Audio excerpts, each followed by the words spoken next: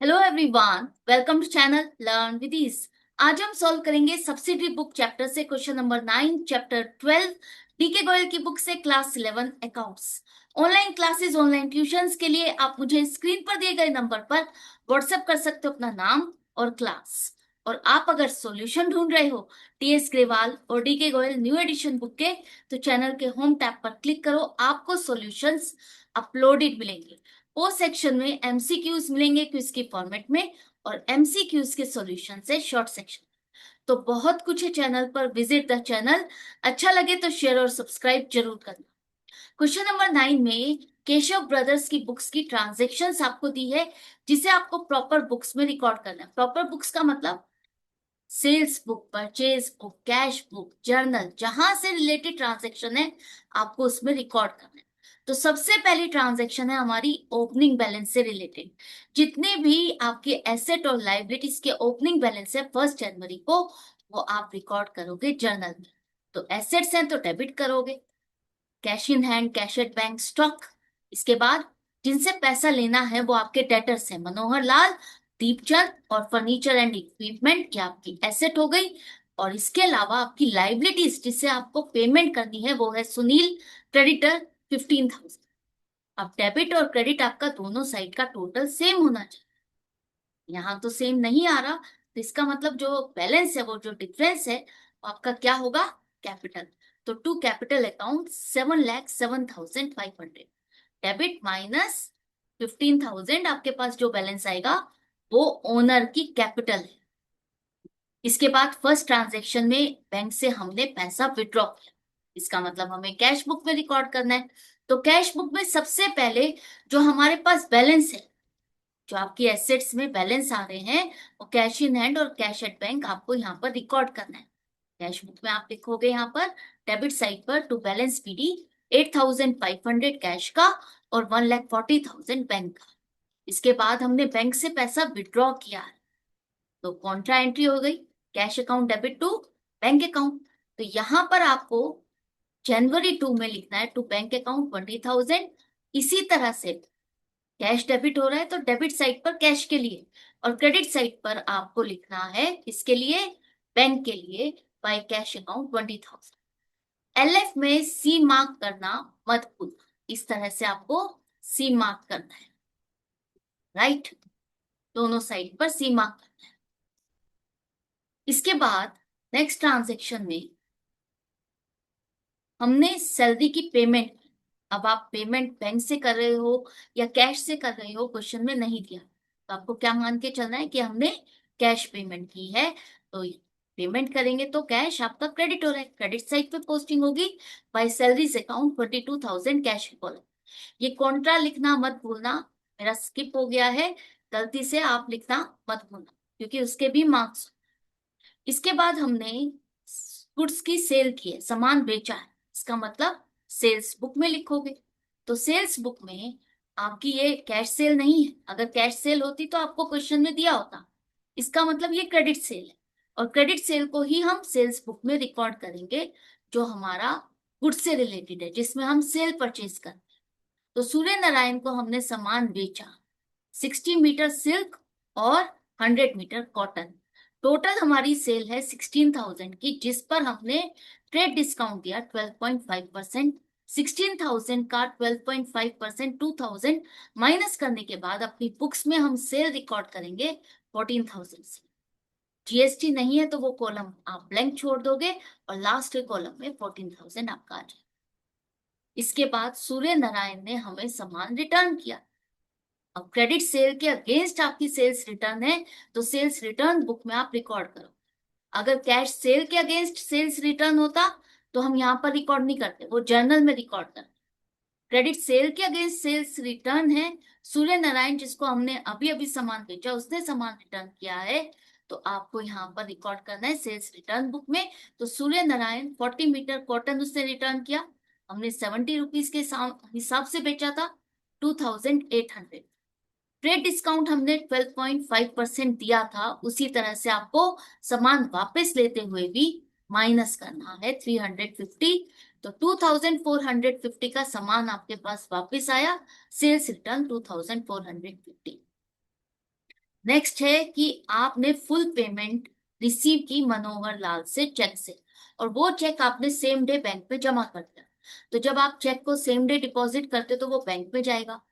तो बैंक में हमने पैसा कितना जमा किया, आगे देखो, डिस्काउंट हमने उसको 3% दिया है। हमें मनोहर लाल से कितना पैसा लेना था, 30,000। तो 30,000 का 3% आपने डिस्काउंट दिया 900, बाकी का पैसा बैंक में जमा हुआ 29,100। तो बैंक डेबिट हो रहा है तो डेबिट साइड पर आ जाओ। टू मनोहर लाल, जितना पैसा आपको मिला है बैंक जितने से डेबिट हो रहा है उतना ही आपको लिखना है बैंक के कॉलम में। जो डिस्काउंट अलाउड वाली एंट्री है वो आपकी जर्नल में आएगी। तो जर्नल में आप लिखोगे discount allowed account debit to Manohar Lal 900। Clear है। इसके बाद यहां पर हमने परचेज किया है सामान, गंगा प्रसाद से सामान परचेज किया, कैश नहीं है, इसका मतलब क्रेडिट परचेज है। तो क्रेडिट परचेज को हम परचेज बुक में रिकॉर्ड करेंगे। गंगा प्रसाद से 300 मीटर कॉटन और 500 मीटर सिल्क हमने परचेज की। टोटल परचेज हमारी 78,000। इस पर हमें ट्रेड डिस्काउंट 10% मिला। 78,000 का 10% माइनस करोगे 7,800, इसका मतलब टोटल परचेज 70,200। क्लियर है। इसके बाद आपने सामान बेचा है कैश में, कैश सेल है। कैश सेल है तो हम सेल कहाँ रिकॉर्ड करेंगे, सेल्स बुक में नहीं, कैश बुक में रिकॉर्ड करोगे। तो कैश अकाउंट डेबिट हो रहा है तो डेबिट साइड पर आ जाओ, टू सेल्स अकाउंट 16,000। इसके बाद नेक्स्ट ट्रांजेक्शन में हमने गंगा प्रसाद जिससे सामान खरीदा था उसको एक डॉक्यूमेंट लिख के दे रहे हैं, बिल एक्सेप्ट कर रहे हैं। मतलब आप उसको प्रॉमिस कर रहे हो कि 30 डेज में आप पेमेंट कर दोगे, वो रिटर्न में आप उसको लिख के दे रहे हो। तो जब आप इस तरह से रिटर्न में लिख के देते हो तो उसे हम क्या कहते हैं, बिल्स पेएबल।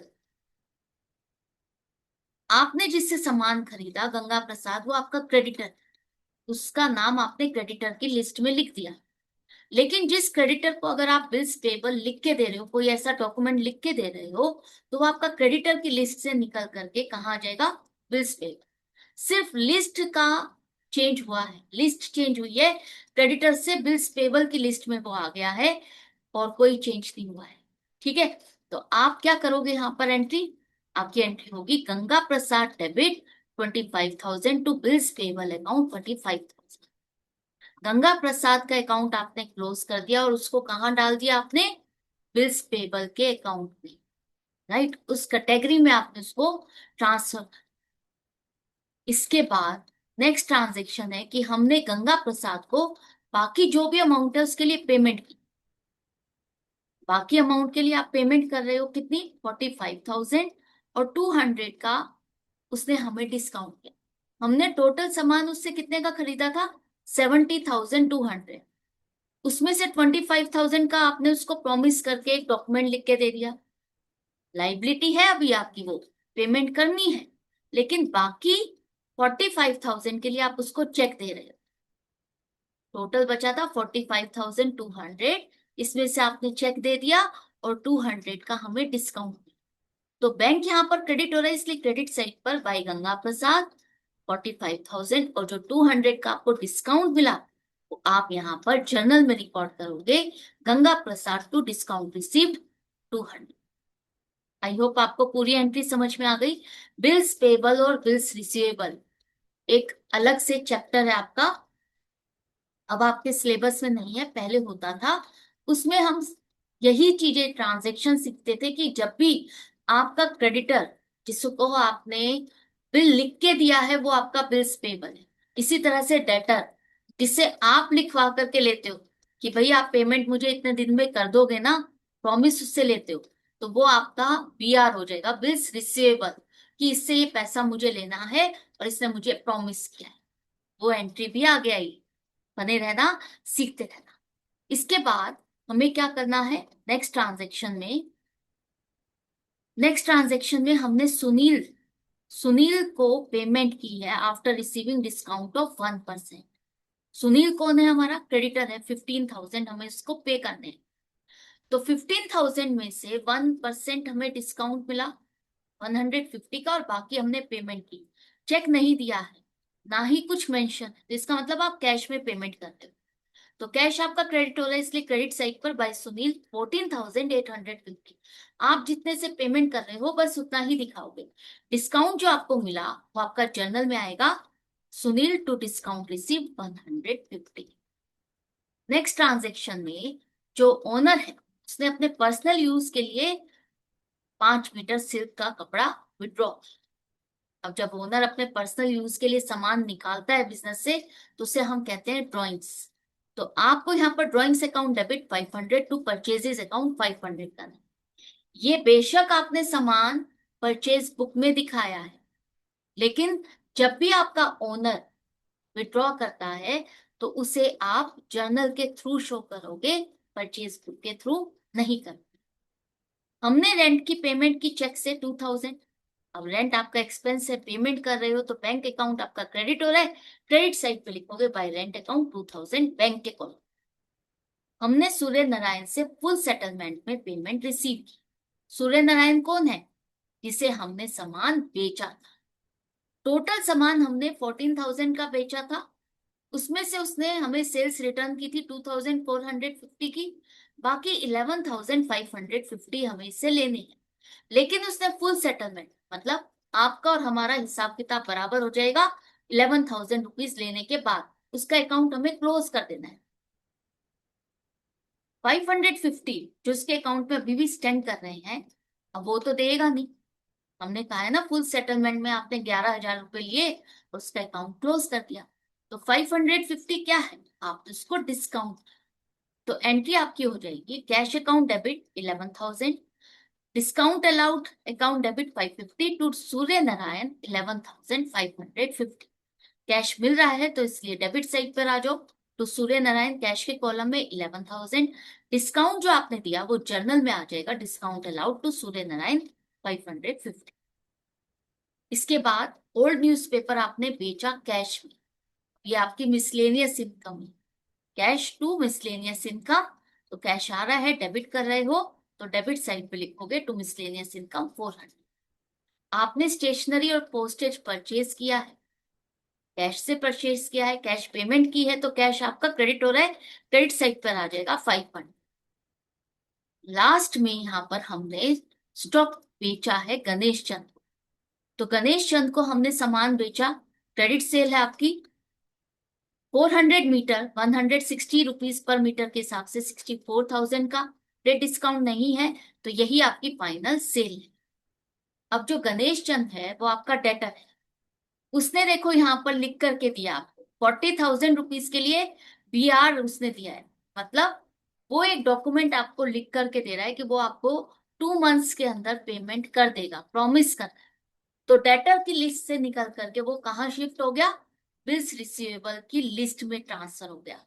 तो आपने क्या एंट्री बनाई, यहाँ पर उसने कुछ तो कैश दिया है 40,000 का, और बाकी अमाउंट हमें 24,000 जो उससे लेनी थी उसके लिए उसने बीआर दिया है।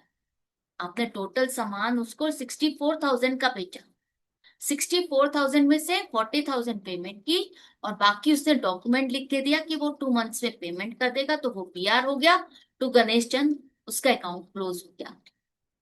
तो क्या करोगे आप, कैश आपको मिल रहा है तो डेबिट साइड पर टू गणेश चंद 40,000, बीआर की एंट्री आपकी जर्नल में आएगी, BR account debit 24,000 to Ganesh Chand 24।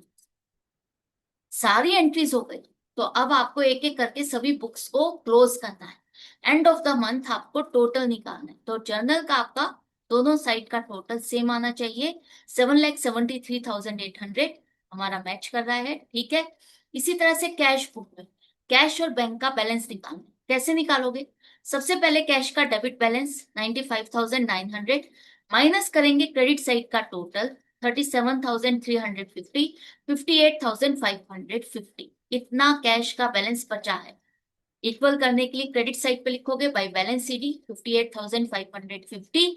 इसी तरह से बैंक का निकालो, डेबिट साइड का टोटल माइनस क्रेडिट साइड का टोटल, बैलेंस आ रहा है 1,02,100। इतना पैसा हमारे बैंक में है, ये बैलेंस है आपके बैंक में, डेबिट बैलेंस है। जब भी आपकी कैश बुक में डेबिट बैलेंस आएगा इसका मतलब वो आपकी एसेट है, आपके पास कैश भी है और बैंक का बैलेंस है। एंड में लिखो टोटल, कैश बुक भी हो गई क्लोज।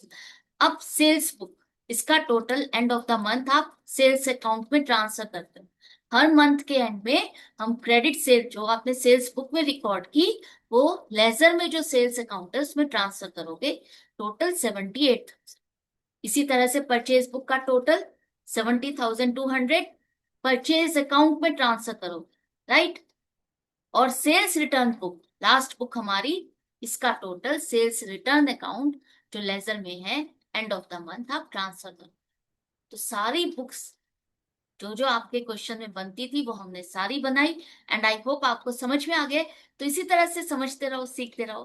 मिलते हैं आगे की वीडियो में आगे के क्वेश्चन के साथ। Good bye and take care.